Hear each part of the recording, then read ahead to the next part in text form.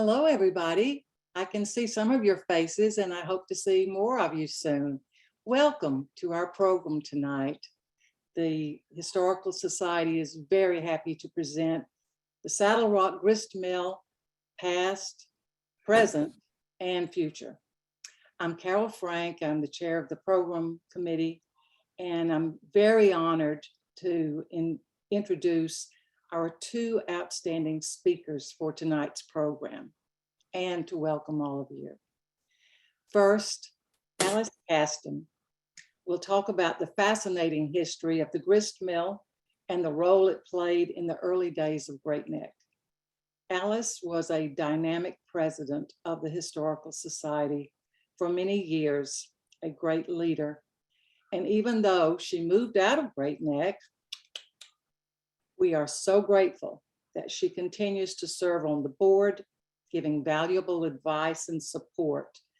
And now with the marvels of Zoom, she can continue to educate all of us about Great Neck's past, because a terrific teacher is always a teacher, and that's her professional background.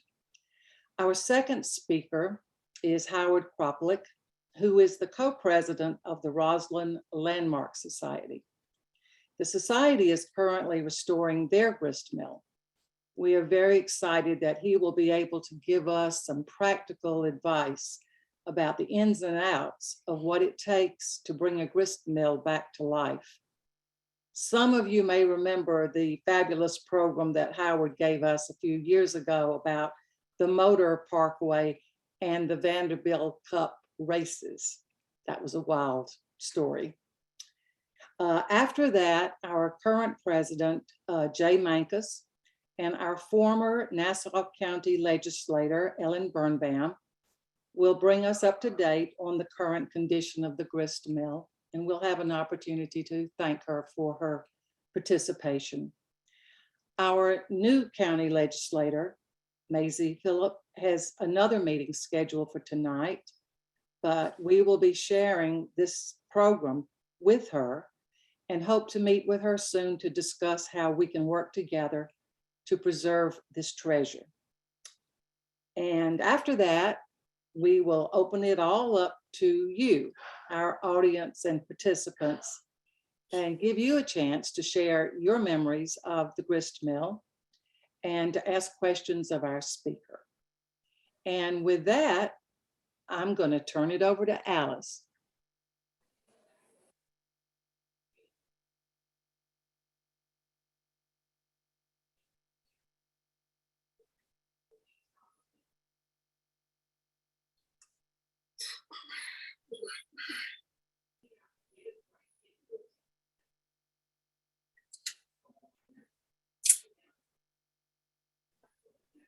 Okay, I think I'm unmuted, yes?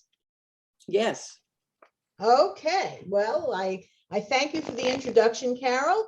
And here's the Saddle Rock Grist Mill, except it's not going anywhere. Why is this not happening? Okay, this picture was taken just a few years back from the bridge on Bayview Avenue. The grist mill really looks lovely when you're far away from it. This is not progressing the way it should. All right. Grist mill is located at the mouth of a tidal pond and has always been one of the landmarks of the peninsula. And here, if I can get it going, are two early pictures. And you can see that the mill in the, I don't know the date of this picture, it's early on. It looks at a glance very much like the grist mill looks today, but when you look closely, not so much. If you just notice the wheel and notice the water race and all of that, you'll see as we go through it that it's not quite the same today. Here's another early picture of the mill. Actually, the first mill on the site was built by Thomas Rushmore, who had come from Hartford, Connecticut. See, I'm speaking to you from Orange, Connecticut. He had come from the Hartford, Connecticut area and settled in the town of Hempstead. where he bought up land all over the town. But his biggest holdings were in Great Neck, what is now Great Neck. He married Martha Hicks, a name that should be familiar, and they established a very prosperous farm in what is now Old Westbury. It's interesting to me that direct descendants of Thomas Rushmore were running a mill in Catskill, New York, about 100 years ago. So they had milling in the family blood. Rushmore owned a second mill at that time, located further south on the peninsula. And that mill, after passing through the hands of various members of the Allen family, you find the Allen family all over. Address. This one? I don't know what that was. But the hands of various members of the Allen family was finally sold to Bloodgood Cutter. And he used it to make cloth and rope from local sheep. That mill, of course, gave its name to Cutter Mill Road, and there's a mill. Rushmore sold the mill in Saddle Rock, the North Mill, just before his death to Robert and Alexander Hubbs.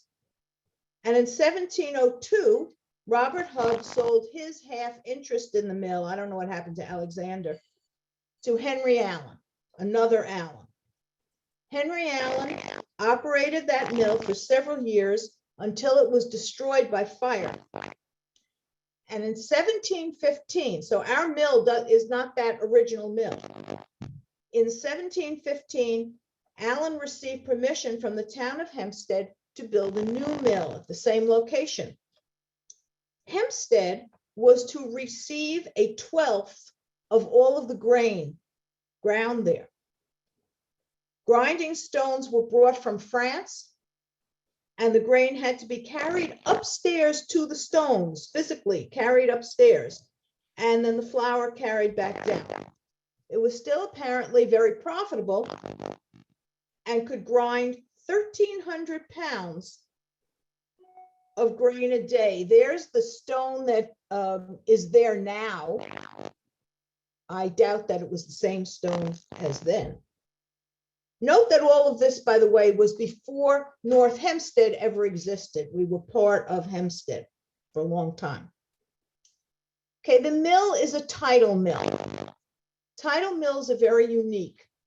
They need a large reservoir and a decent fluctuation between high and low tide. Apparently, at least 8 feet is ideal. So high tide has to be 8 feet higher than low tide. And Long Island Sound is a great location for tidal mills. And at one point, there were tidal mills all along the Sound. No longer. The water gets funneled into small streams. When it was operational, there's a close-up, courtesy of Google. When it was operational, the water would come in as far as what is now the library pond. This is all one reservoir. And the dam gate, the dam was across here, would be closed. So high tide, the deal is that the water comes in. The dam gate then closes to enclose the water. And then at low tide, when the low tide was low enough, the gate would be opened and the water released, it's coming out now, the water released would turn the water wheel. So here's the mill, here's the wheel. You can see the bridge on Bayview Avenue. The library pond is just beyond. This is one continuous piece of water. So the dam would be closed, the water would pile up, and then at low tide, it would be open and the water would come out here. And here's a schematic. It would come out underneath the wheel. We have an undershot, what's called an undershot water wheel. And the wheel would be turned, which would then turn the mechanisms inside, the gears and the grindstones, and the water would go back out to the Sound. So that's how these wheels worked. All right, the Allen family sold the mill eventually, And in 1829, it was purchased by John Treadwell, who didn't keep it very long, and passed it along to Richard Udall in 1833. So the mill passed through the Udall family. The Udalls improved the mill a lot. Among other things, they added a grain elevator so that you wouldn't have to run up the stairs with your flour, your grain. And eventually it was inherited by Louise Udall Eldridge, whom I'm sure most of you have heard of. The mill had originally just ground corn, but the Udalls had updated the mill to also grind wheat, rye, and other grains. They also used the mill as a dock because Great Neck sent a lot of supplies to New York. And this was like the industrial dock of Great Neck. And incidentally, Old Mill Road once ran to the mill. It ran from Middle Neck Road right to the mill. This is Louise. Louise was one of the great philanthropists of the Great Neck Peninsula, as well as the first female mayor of New York. She was instrumental in the founding of the library. She was a park commissioner. She motorized the mill in 1940 so that it could be run by only one man. Because if you think about it, if a mill runs on tidal power, then it runs about every 12 hours. The tide changes. It's actually more like 14 hours, but the tide changes twice a day. And so the miller would have to be there adjusting everything twice a day. And that becomes very onerous when it's 12 hours apart. So she was able to motorize the mill so that one person could actually run it. When she died in 1947, she willed the mill to the Nassau County Historical Society. But the Historical Society realized very quickly that they could not afford to run the mill. They didn't have the funds to run the mill. And so they gave the mill to Nassau County. It's still the property of the county, and it is listed on the National Registry of Historic Places. It's a very prosperous mill. The mill has been updated a number of times. This picture shows a 1950, it's a postcard that shows a 1950s renovation. It's looking pretty good. It was renovated again in 1992. And many of you probably have children who visited the mill and got little bags of grain and brought that home from the costume interpreter, the miller. However, Nassau County gives lip service to being proud of the mill. There are signs all over the peninsula pointing to the mill. You see them as soon as you get off the Long Island Expressway. However, hard economic times and apparent lack of true interest in the past have taken their toll. The mill has been closed for the season for at least 25 years, and the season is all year round. I was once taking a Newsday reporter on a tour of the peninsula, and we ended up at the mill, and she said, well, when does the season start? And I tried to explain that the season doesn't start, that the season is perennial. The Great Neck Historical Society has been trying to pressure Nassau County to do something about the mill, apply for grants, fix it up. And these pictures were part of our 2016 effort to interest the county in the mill. Okay, here's how the mill looked in 2016. You can see the The wheel doesn't look so good in this picture from behind. Looks even worse from that angle. It's motorized. But whatever we did, it remained locked. According to the October 2017 issue of Early American Life, did an article on America's last tidal mills. The Saddle Rock Grist Mill, and this is really important, especially if anybody's going for grants. The Saddle Rock Grist Mill is one of only five tidal mills still standing in the English-speaking world. This is kind of hard to see because they superimpose the text over the water. But you can see here only 5 tidal mill buildings still standing, and only 2 of them are operational, and those 2 are in England. So wouldn't it be fabulous if Saddle Rock had an actual operating tidal mill? Our former county legislator, who I hope we're going to hear from later today, Ellen Birnbaum, had been instrumental in getting the county to do an architectural evaluation. This evaluation showed that it would take hundreds of thousands of dollars to make the mill structurally sound. The county did receive a small grant to cover the damage done by Sandy, but the Sandy damage was actually minimal. Time and neglect had done a whole lot more.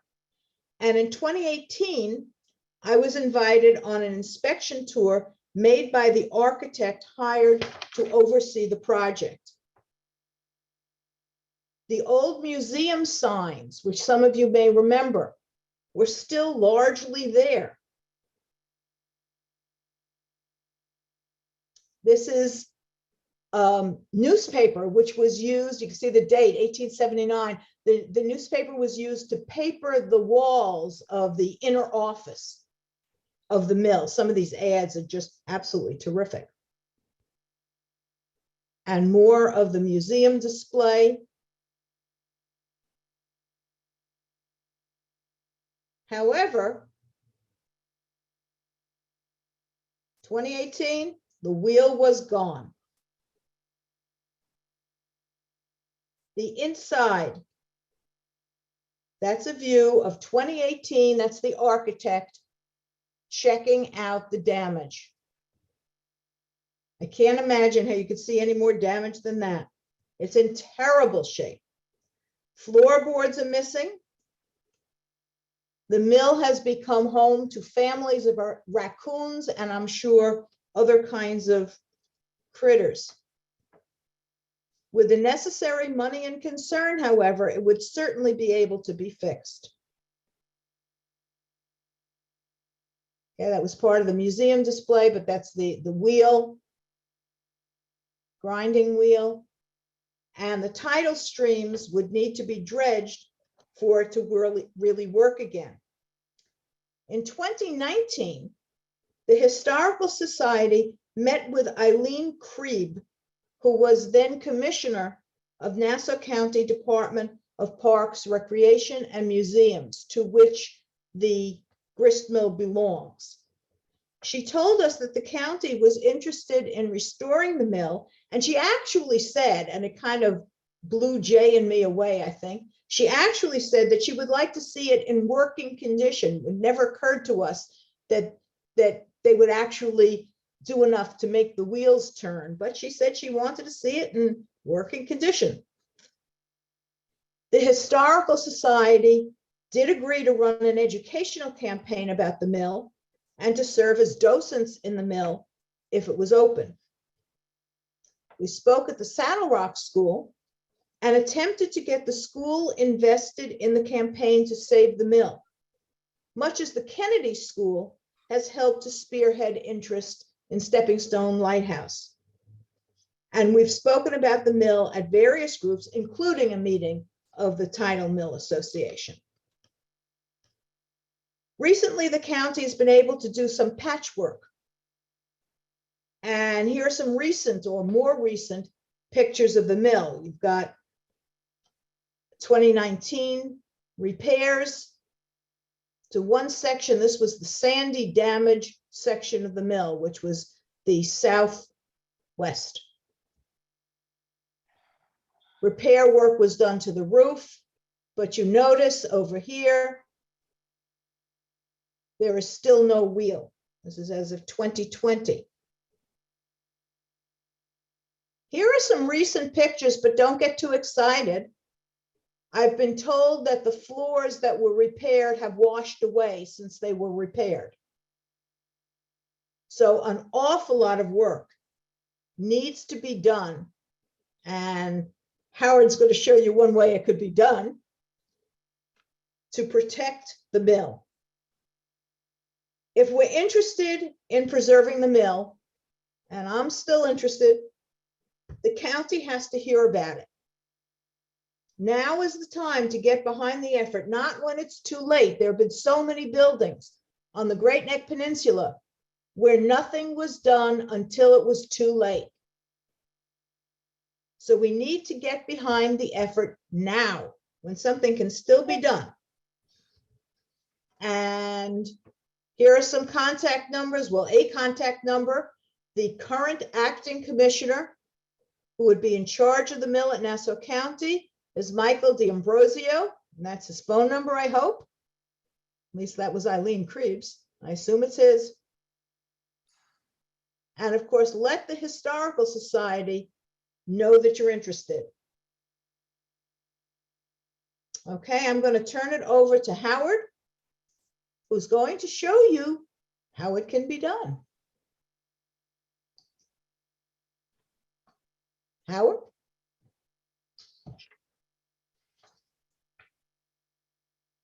Oh, Howard. Needs to unmute.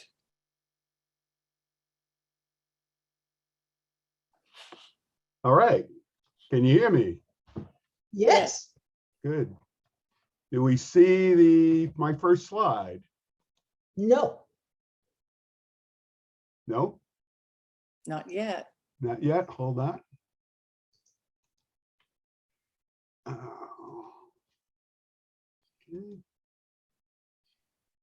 How's that now? Do you see the slide? Yes. Yep. Oh, good. All righty. Well, it's a pleasure to be here with the Great Neck Historical Society. I've had a lot of connections with Great Neck, including marrying a Great Neck resident, my wife Roz, and also presenting as the town historian for several presentations to your wonderful historical society. So today I'm going to talk about the Roslyn Grist Mill project and kind of relate it to the Saddle Rock Grist Mill. And as you can see in the first slide here, you see what the Roslyn Grist Mill looked like about 2 years ago when we started the restoration. And the photo here on the right shows you what it looks like today, with the building on wood cribbing raised up so we could complete a new foundation, which you see here on the bottom. And that was our goal for 2021, to finish the foundation. So we're very excited that we reached our goal to finish the foundation. So here's the outline for my presentation. I first wanted to talk about similarities between the Saddle Rock Grist Mill and the Roslyn Grist Mill. And then I'm going to show 3 videos. One's going to give the history of the Roslyn Grist Mill from 1715 to 2019. It goes pretty quick. It's about 4 minutes long. Then I have a CBS news clip from 2020, which is a really good example of how you get your project out into the community and how do you get it publicized, which is a very important part in advocating for the restoration and preservation of a historical structure. Then I have a really wonderful clip that shows the lifting of the Roslyn Grist Mill. When we raised the grist mill back in 2020, just prior to COVID, we did a time-lapse video, and it's really super to watch that grist mill go up. Then I have a slide that talks about advocating for historic restoration and preservation. So I'll give you a couple of tips of what works for the Roslyn Grist Mill project. And then I'll talk very briefly about what are our plans for 2022 and what's the future use after completion. But you know, Alice talked about that how we got it done for the Roslyn Grist Mill. It's a process. We're far from done. We've raised $3.5 million for the project so far, but this is a project that's going to take several years and constant advocating and also looking for additional funds. So here, first, let's start about where are the similarities between the Saddle Rock Grist Mill and the Roslyn Grist Mill. First, they were built around the same time in the 1700s. As Alice said, the Saddle Rock Grist Mill was built in 1715 for Henry Allen. And I think on the call here, some of the Allen family are on the call listening to the Zoom as well. Nancy Allen, Vera Allen, still live on Long Island. I believe they live in Port Washington. And I had a lot of contact with them over the years when we preserved the Allen family cemetery burying ground in Great Neck Plaza. Wonderful people. The Roslyn Grist Mill was built around the same time, around 1715 to 1741. The other thing about these two mills that are really interesting is they were very active for a long period of time, over 150 to almost 200 years.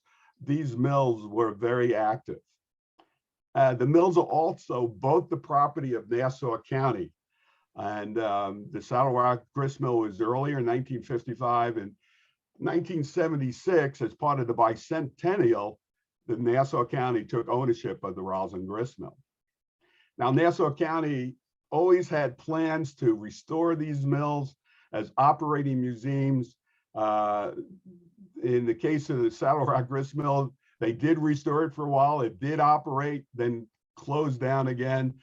In the case of the Roslyn Grist Mill, they never did ever open it up as a museum. They had great plans, but again, they never were able to generate and get approval for the money that's required to perfectly restore these grist mills as working museums. So as such, these mills have been closed for many years.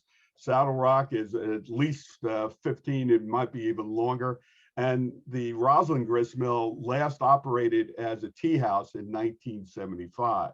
So it's the Roslyn Grist Mill, over 40 years, it hasn't been opened. And over that time, it deteriorated. And the one thing that Nassau County did do, they did stabilize the building so it didn't collapse. But again, it never really got monies to begin a restoration until the Roslyn Landmark Society got involved.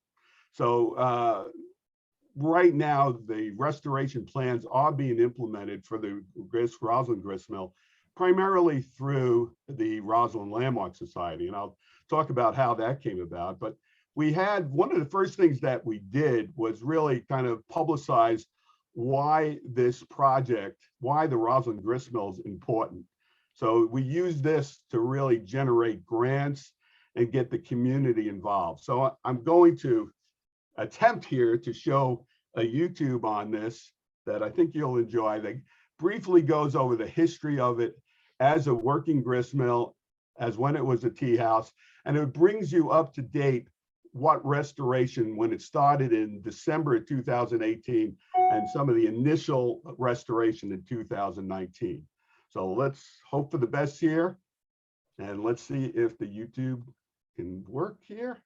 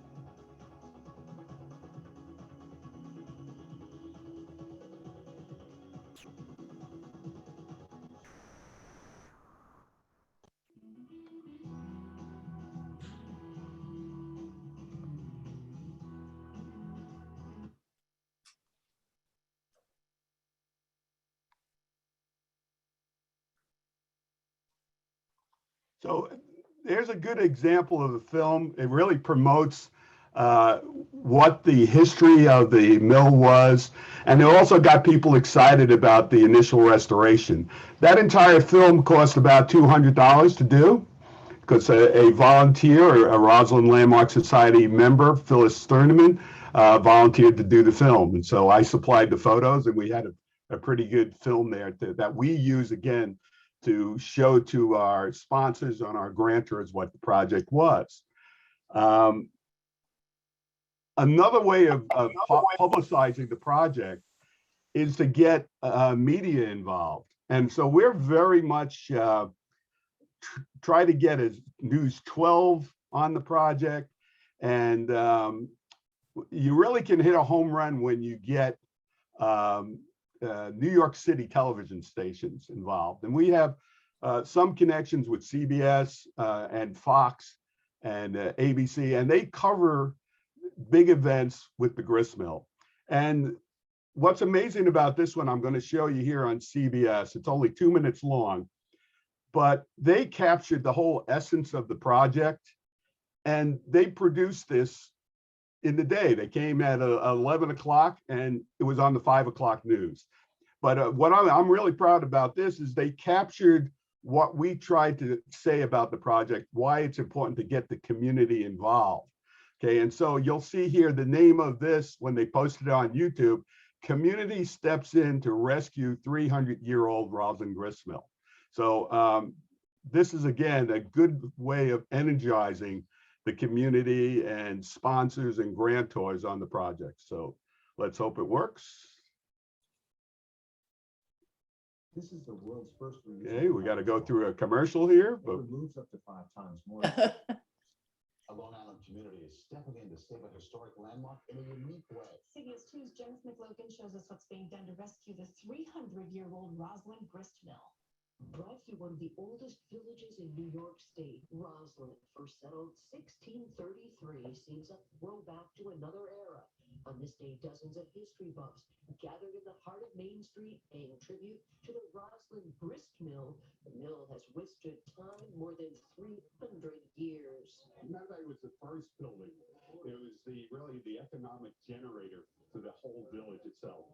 Howard Kroplick, president of Roslyn Landmark Society, explained a water-powered flour mill was sadly falling apart until the community joined with the state, county, and town, pledging matching funds to save and restore the landmark. It's kind of cool that they're raising it several feet up to street level. This is a moment that we've all worked for many, many years. Architects like Nancy Rankin overseeing the delicate hoist upward, hydraulics, timber cribbing, slowly moving up mere inches an hour to stabilize and waterproof the foundation below. To be able to, with the highest sort of preservation standards, retain what is one of the few remaining Dutch-framed industrial structures in the country. Tourist Kenneth Kroplick came from DC. This is so complicated and so unusual that when you get a chance to see something like this, you have to come over and see it. Even George Washington was a fan, mentioned in his diary when he visited here in 1790. The fact that George Washington, our first president, wrote about this grist mill, this is such a connection to our present, the past and the present, and it's really important that our young people understand our history right here in Nassau County. When the work is complete, the county will transfer title to the village, allowing the Roslyn Landmark Society to operate this as a museum. From Roslyn, Long Island, Jennifer McLogan, CBS 2 News. Well, the preservationists hope to complete this exterior within 2 years and then start redecorating the interior. So cool. Lots of History everywhere you lots of turn, history. right? They gotta move that thing with delicate hands, right? Don't mess it up. Get it right. It's pretty amazing, isn't it? That, I mean, they really, within a couple of hours, they were able to put that whole thing together and edit it. And basically, they told the whole story that we wanted to go. The final YouTube I want to show you is a lot of fun. And this goes back to January 23rd. That's 2 years ago. I can't believe time has flown so fast here. But this was the day that we actually raised the grist mill. We had to raise it 8 feet up in the air so we could build our new foundation. So here it is. This goes again pretty quick. This is about 3 minutes, but this is amazing time-lapse film here that was funded from the Gary Charitable Trust and also New York State Regional Economic Development Councils. Have you seen this? We got the YouTube commercial. With this product, we can.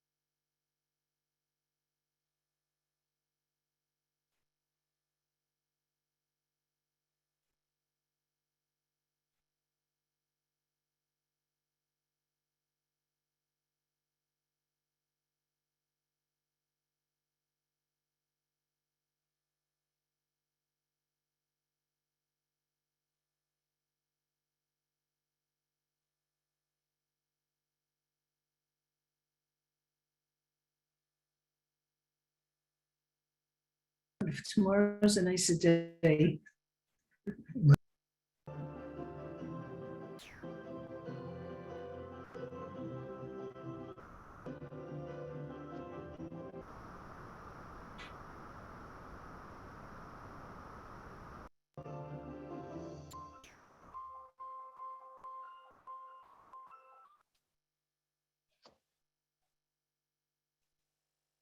I love those drone shots showing the grist mill. And what makes this really an unusual grist mill is that it's in the very center of the village. You know, so most of the grist mills like Saddle Rock are off more towards the where the harbors are.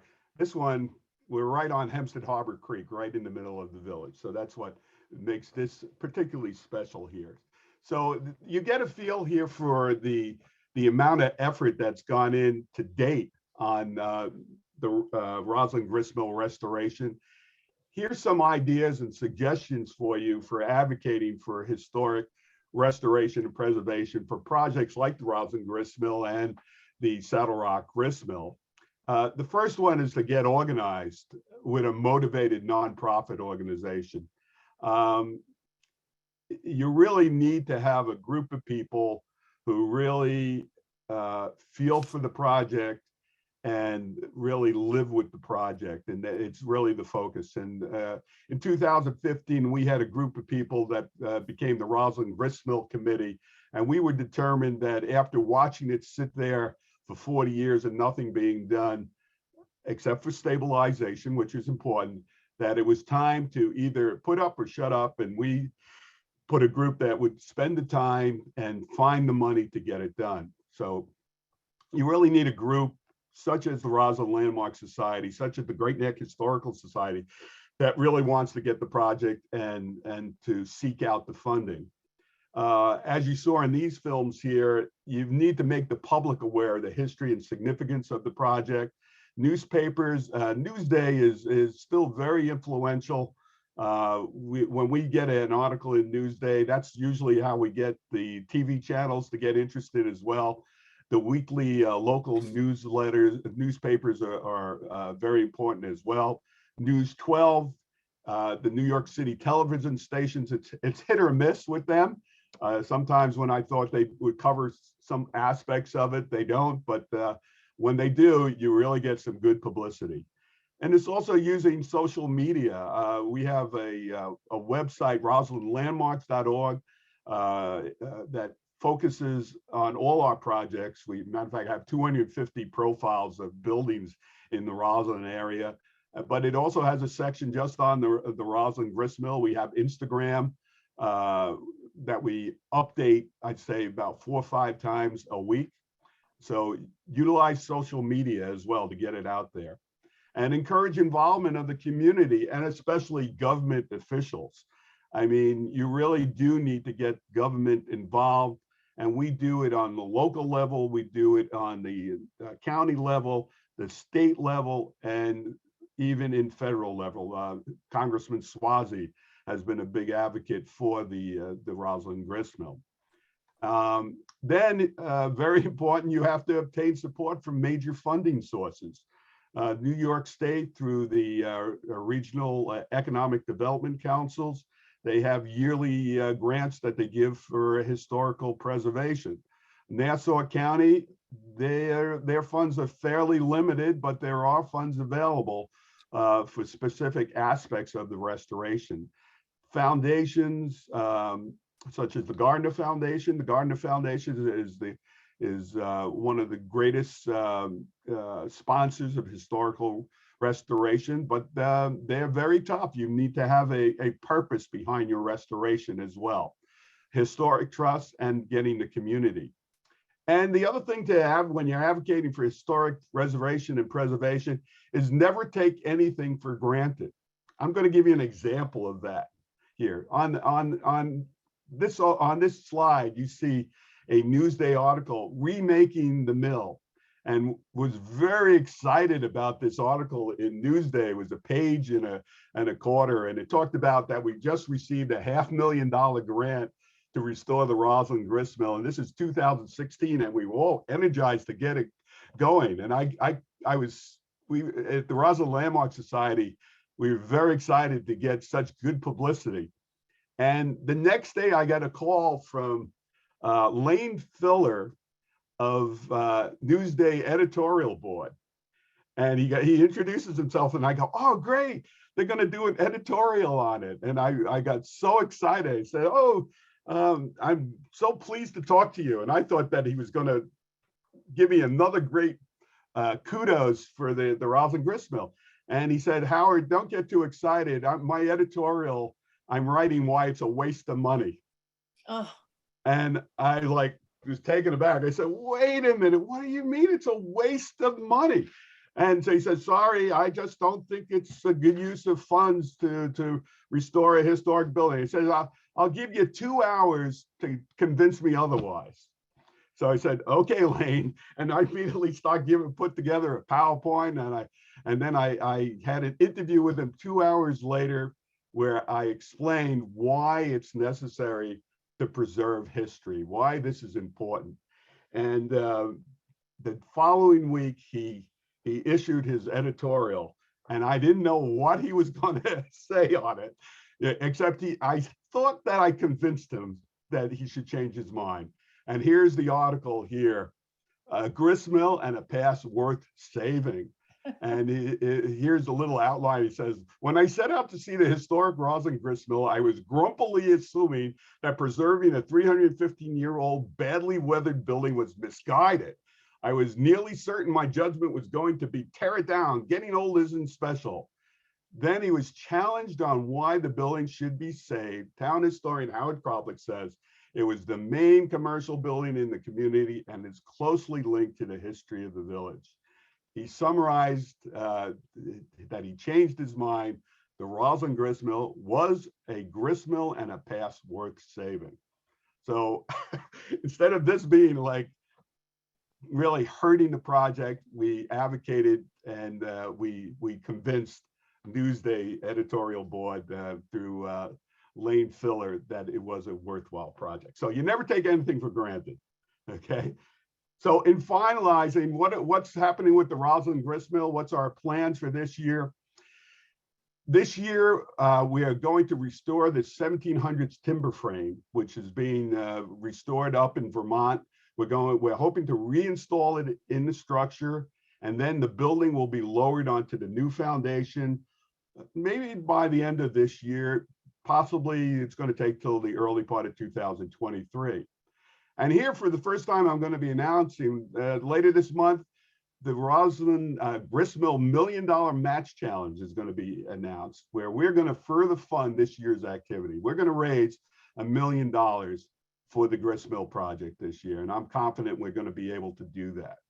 And once it's restored, what's it going to be? The restored Roslyn Grist Mill will serve as an attraction to the residents and to tourists on Long Island.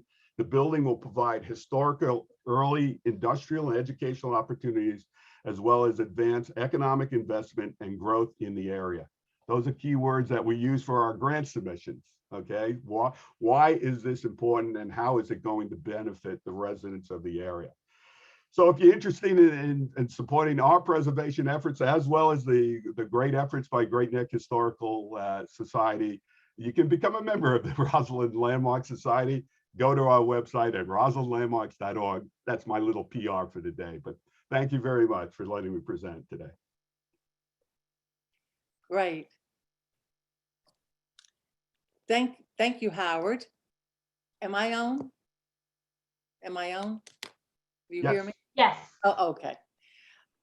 That is incredible. It's very inspiring, and I'm getting from all of that this is a great opportunity. I'm so thrilled that we have so many people here tonight to hear this presentation, and we'll be able to make it available to many more other people. I hope that all of you who have enjoyed it will forward the information about it to your friends. Now, next, we're going to call on, this is going to be a little bit of a technological challenge. We'll see how it works out. Ellen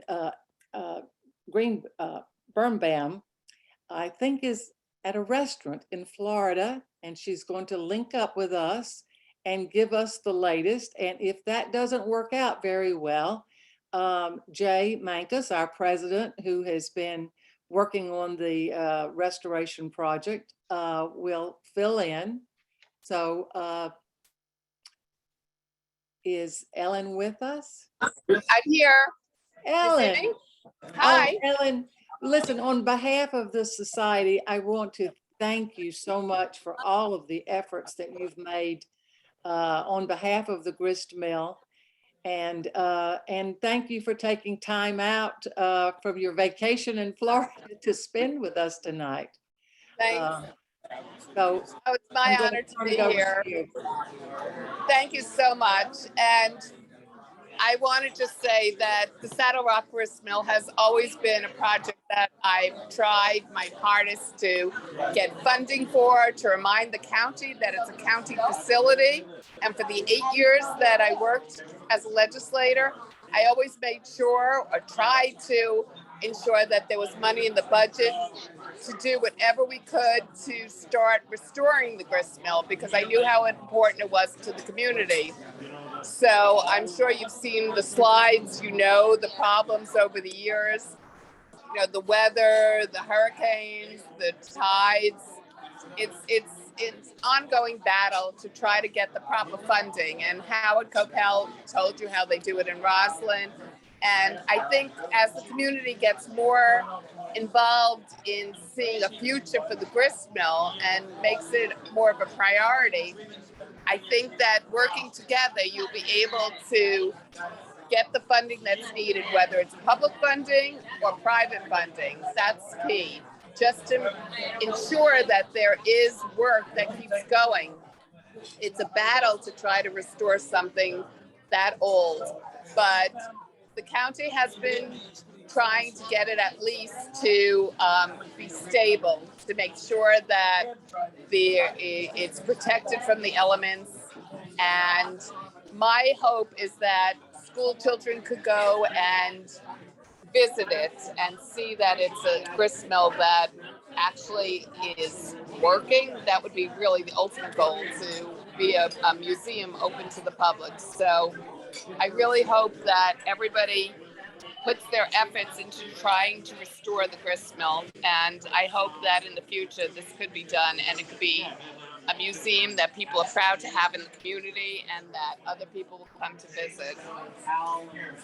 Thank you so much, Ellen. Jay, would you like to add anything? Jay's come to meetings, so I know he knows what's going on. Yes, and he has. He'll be. Yeah. So first of all, I'm one of the daddies who took their kids to the grist mill when actually it was working. And so there's, you know, a history for me personally.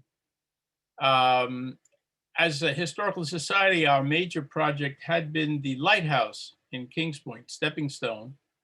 And there was a debate, can we take on another big project? And a number of us said, yeah, it would be great. There's signs everywhere. How can we not get this thing fixed? But Nassau County, of course, already had a commitment with Roslyn Grist Mill. So it took time, and we thank Ellen for all her support with Nassau County, and we look forward to working with Mazi Phillip moving forward. At the end of last year, I met with, I think, the entire Parks Department and Department of Public Works. And there was a whole discussion of what they did and what we got to do.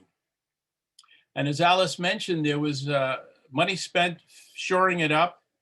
The floor on the first floor was put down, but it got flooded. So there was an agreement to recost everything, including raising the grist mill so it won't be flooded every time, and including having the wheel work. And the deal would be, once this thing is fixed, we would be docents taking kids around by appointment. There's a new everybody in public service. But as luck would have it, the deputy parks commissioner was in the meeting with me. I called to see where we are, and please don't let the file go to the bottom of the pile. They're organizing themselves now. And he said, no, I remember the meeting and I know exactly where we are. So that was pretty important for us, because if there was no historic memory, we'd have to knock on the door and start it all over again. So the architect was there, and well, all the players are there. So the only question is, what will it take to really make this thing an operating unit? How long will it take? But they were fairly optimistic that they did have money, in fact, to get this thing up and running. Alice and I, BC, before COVID, met with the Saddle Rock School, and as Alice mentioned, we learned from the Lighthouse project that we got the JFK school kids involved. We gave them prizes for building lighthouses, and the teachers in Saddle Rock said, oh, they'd love to have lessons about grist mills and make models and things like that. So we're pretty confident we get community support, but Nassau County holds all the cards. If they don't give us money or approve doing it, there's nothing to be done. So I think by the first quarter, after they get comfortable and after they do the accounting work they promised, we should have a good idea of what the forward plan would be. And we would look forward, I think there's 75 people on this call, so everybody joining the society and joining us in getting the publicity out for this project. Yes, am I on? Yep.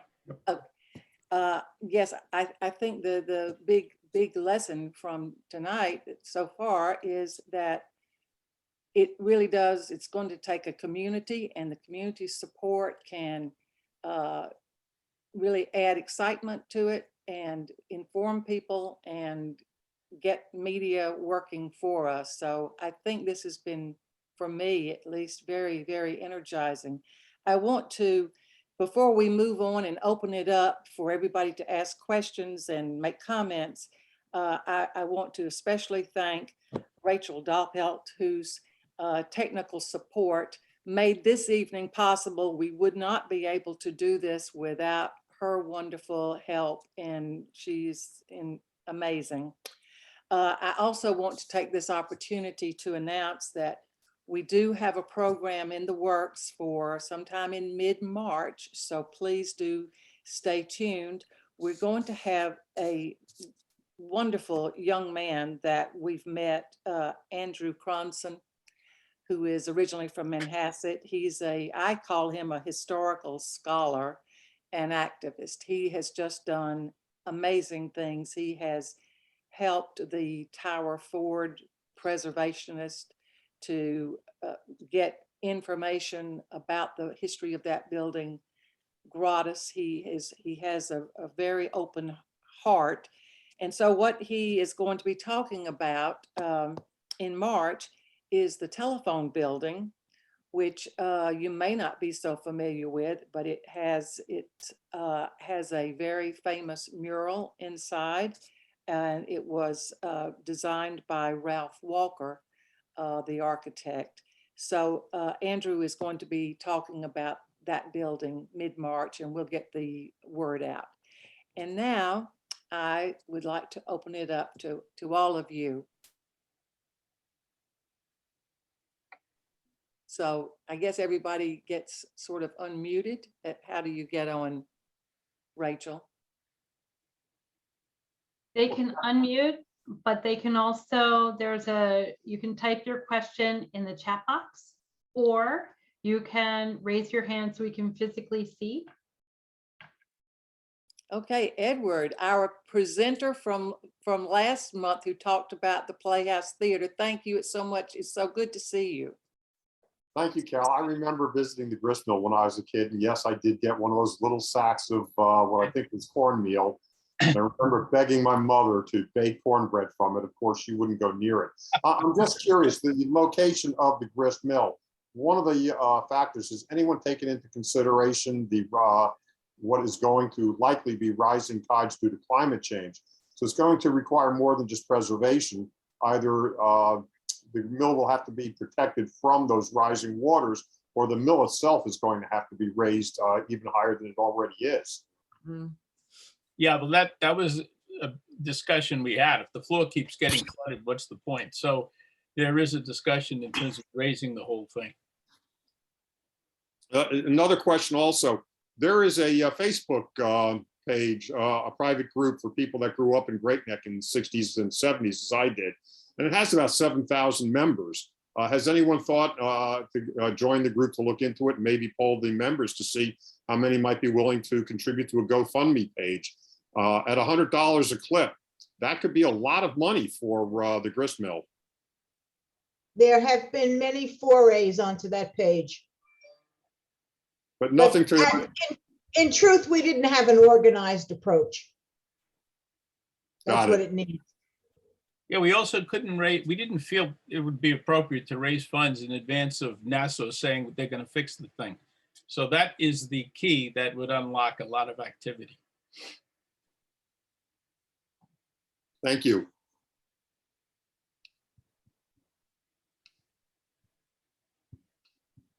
We have a couple of questions from the chat. Okay. The last one, and I'm sorry, there was a whole flood of them, but yeah, there's a lot of them. So how much can the Great Neck Historical Society do when Nassau County is the owner?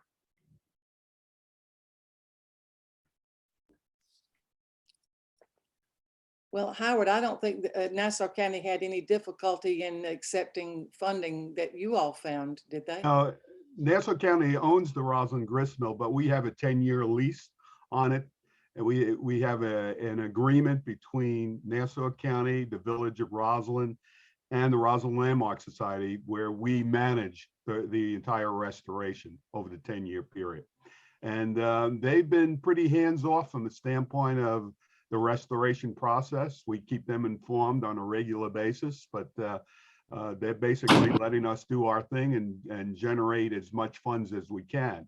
I must say, 90% of our funding is coming from sources other than Nassau County. So we don't look at Nassau County as the funder for this project, as the sole funder at all. It's probably less than 10% of the funding has come from Nassau County. So it's really going out. New York State has been a great funder of us. We had 3 $500,000 grants came from New York State. But again, Nassau County, from a standpoint of the restoration, they basically said, you take care of it, and we're here to, if you need us, but you manage the whole project.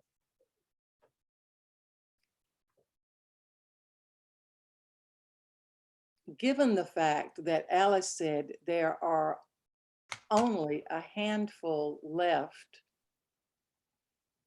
they're in England, a couple in England, you said, and ours, 2 others. The Tide Mill Association has said that there are only 5 tide mills left in the English-speaking world. And from So that, that's a great reason to preserve it. I think reaching out through them might be also very helpful in terms of raising money. Well, if I can comment, my name is Steve Lynch. I'm president of the Fishkill Historical Society. We operate the Van Wyck Homestead Museum in Fishkill, which was a Revolutionary War headquarters. George Washington, Marquis de Lafayette, Alexander Hamilton, a lot of heroes of the Revolutionary War were here from time to time between 1776 and 1783. We're a private, a nonprofit organization organizing it and raising funds to spend $20,000 or $30,000 a year to maintain it and stuff. So we don't have the significant dollar expenses that you have. But I'm furious that Nassau County has owned the Saddle Rock Grist Mill for 25 years, and there's a fence around it saying closed for the season, and it's been closed for 25 years. I really think people ought to organize a friends group and say, hey, we want to preserve it, we want to raise money, and we want to start repairing it and fix it. And as you said, I guess you got to raise it up 10 feet to avoid the flooding or whatever. But having it as part of a government organization is futile, I think. You got to get it away from Nassau County somehow. That's my recommendation. You actually make a very good point. The government officials, they have so many things going on and so many crises, including COVID, that when it comes to these specific projects, it gets lost unless you really advocate for it. But you really shouldn't be dependent on the government to do the job. You really do need a motivated nonprofit organization that can go out and seek funds from as many organizations and foundations and trusts as possible.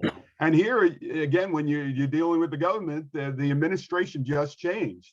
So no one has any contact that I know of with the new administration and how they're going to respond to these types of projects. Where Laura Kern was totally involved with the project. She would call up and ask about it all the time. So it's you have to be careful about being too dependent on the government. That's why, again, we're all over the place from a standpoint of looking for sources of funding, and really we are making an appeal to the community as well, and to some of the major companies within the area and some of the businesses within the area to help with the funding. So I think you've brought up some really good points in terms of multiple sources of funding, but it also takes an organized effort and making sure that there is community input and that there's advocacy at all different levels. And then there's also the funding from multiple sources, whether we're raising funds. There was a question from Cynthia about the Gardner funds or the Gardner grants. The Gardner Foundation is wonderful, and they sponsor many historic preservation projects. We just received a grant to help restore a cemetery in East Hills, a $10,000 grant. But they want to have very good, exciting, historic projects. So there's a couple of things that you have to know when you go for a Gardner Foundation grant. It's first, it has to be based, nonprofit organization has to be the base of. They won't fund municipalities directly because they know that that's going to change. And so they want a nonprofit organization to be the sponsor of any kind of grant request. And the other thing that's very important for the Gardner Foundation, there has to be a purpose for the project. They're not interested in just preserving a structure and saying, here it is. They want to know that it's going to be used. And that's why we emphasize with the Roslyn Grist Mill, yes, we're preserving the building, we're preserving the structure, but it's going to be an educational center. And we're going to get the local schools involved as well. So that's very important. So the Gardner Foundation, they're absolutely wonderful, but it's tough to get a grant from them because they want you to have an ongoing organization that's motivated to get the project done. You need to get a grant, you have to have a contract ready to go. So you not only have to be organized, but you already have to have your contractors and suppliers ready to implement that grant. So I sing the praises of the Gardner Foundation, but you have to jump over a couple of hurdles in order to get a grant, which is probably justifiable from their standpoint. Sure. Well, it sounds like it's the foundation. And when I say foundation, sort of the organizational processes that we need to do and how we need to go and capture different funds from different locations. So technically speaking, we still own it without all the pull that we may or may not have from other municipalities. And you'll have to forgive me because I'm scrolling through a lot of questions. So if I didn't get to yours, it's not because I'm not trying to call on you. I'm just looking through. So just a moment. If you can see physically, oh, there was a question about landmarking. Does somebody want to share the plaque that or what we have for the grist mill?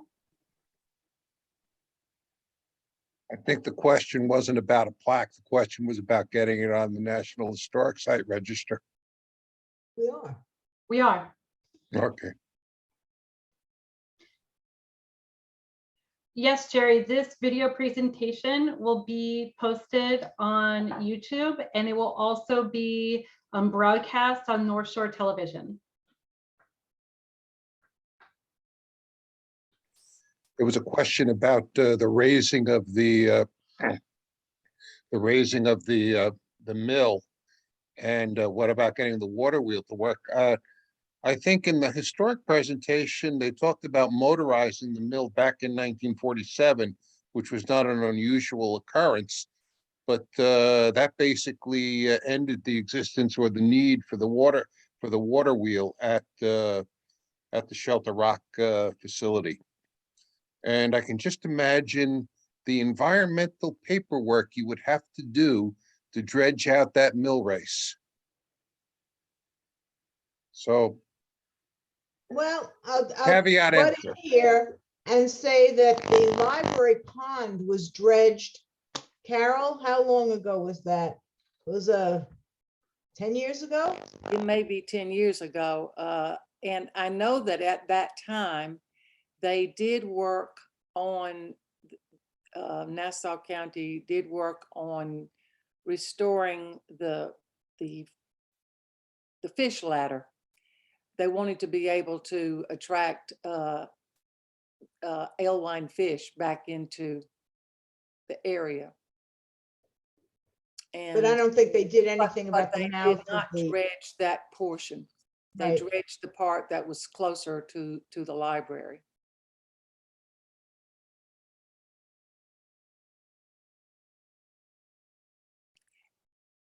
There again, you know, it's what Howard's talking about is it really takes a core group of very, very motivated individuals who are willing to put some time and effort into dealing with all of these details and getting the word out. And that is really key. And that keeps it before the community, and that then engenders more interest. So I think that that would be, for me, I think the first goal for us is to expand Get a group. our membership and to search out people who have an interest in this and who would be willing to work on it. That is key. We have another question from Karen Rubin. Any possibility of support through the National Trust for Historic Preservation, savingplaces.org?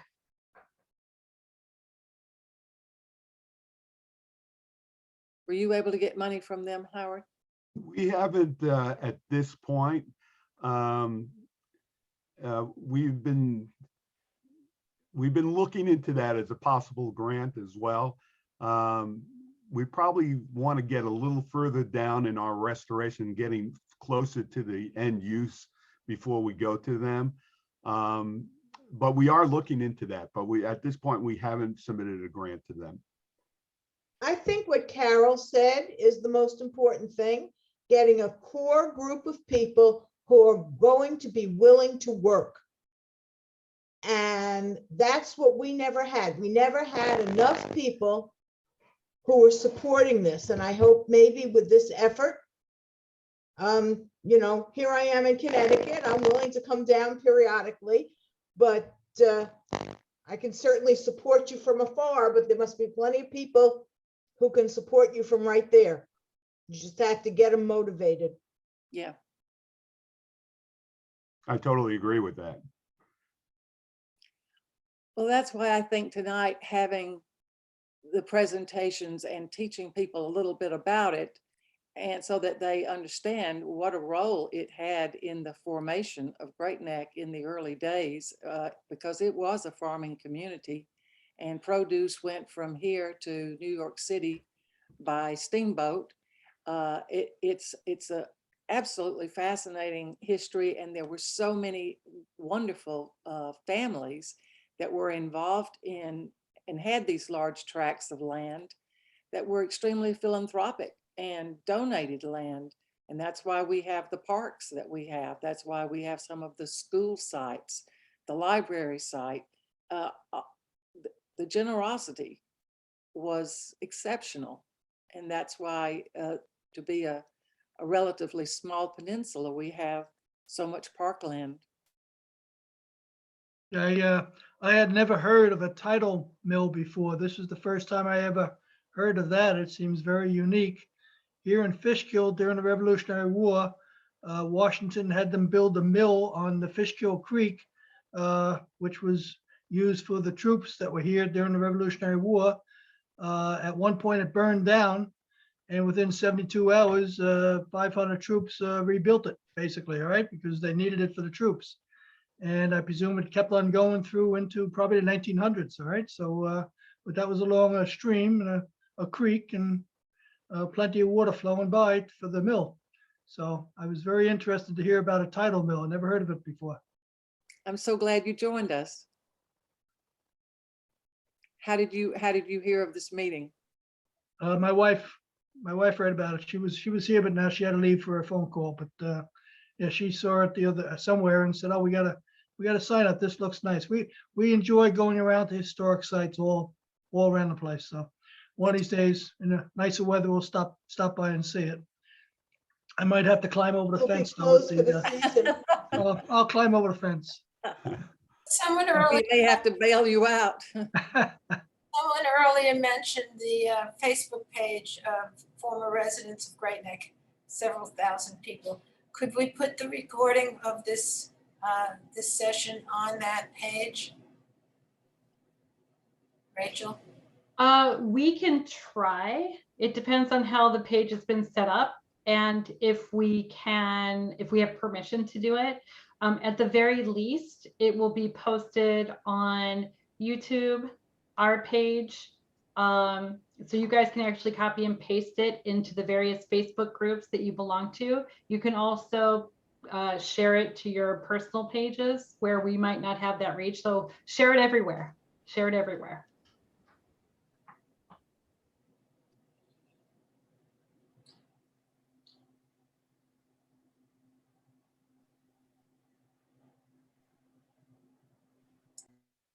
I think we'll have one last question, and I don't know if we answered it, but what was the cause of the grist mill's closing?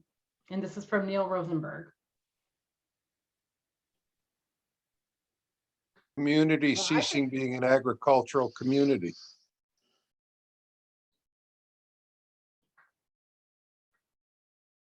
I think That was the original closing. I'm just guessing now.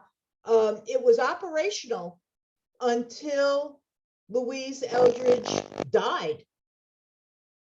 And how much it was grinding as of 1947, I don't know. But when the county took it over, that was the end of that. Linda, you have your hand raised? She needs to unmute. Can you unmute? Thank you. For the sake of completeness, and maybe somehow it would be helpful, I know that there is a grist mill, I believe it's a tidal grist mill in Washington, D.C. in Rock Creek Park. So that is one of the few remaining grist mills. When taking the tour, they asked the question, where are the other grist mills? And I raised my hand and said, Great Neck. So I knew the answer. So there's one there. I was there and they have a very good exhibit. I don't remember the name of the mill, and it's only open during spring and summer. Yeah, I took a tour. That's what it was, a long time ago.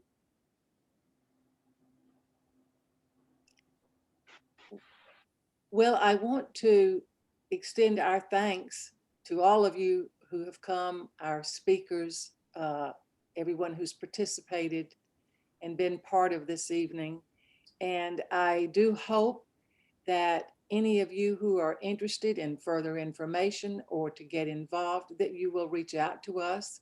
And we have our information on the website. And I know that any message that comes in to us, it is responded to.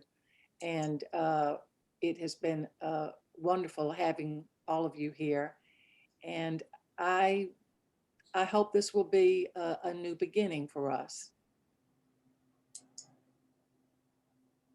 Wish you the best of luck. Thank you. We're going to call on you as a consultant. Anytime, I'm here. I heard that.